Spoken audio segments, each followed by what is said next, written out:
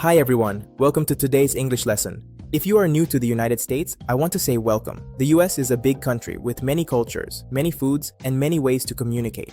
Today, we're going to learn simple English you can use when you order fast food. These phrases will help you feel more confident when you order at places like McDonald's, Burger King, Wendy's, or any quick service restaurant. When you walk into a fast food restaurant, the worker usually greets you. They might say, "Hi, welcome in. How can I help you?" Or, "What can I get for you today?" All of these mean the same thing. They are ready to take your order.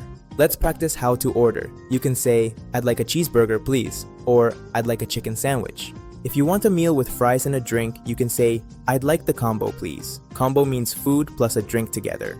Many restaurants also use numbers for their meals. You can say, "Can I get a number 1?" or "I'll have the number 3." This is very common and very easy. The worker might ask, "Small, medium, or large?" This is about the size of your drink or fries. You can answer, "Medium, please," or "Large, please." They may also ask, "For here," or "To go."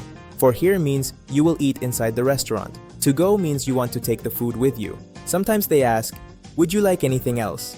If you are finished ordering, you can say, "No, that's all, thank you."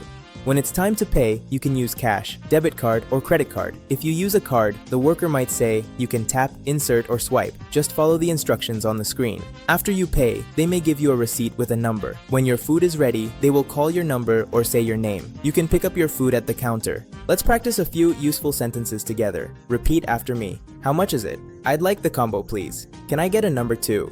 Medium drink, please. That's all, thank you.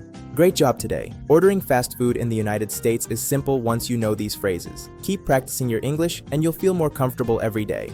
Thanks for watching and welcome again to the United States. I'll see you in the next lesson. Check back in tomorrow for more fun lessons on American English and culture. Don't forget to like and subscribe to support this channel.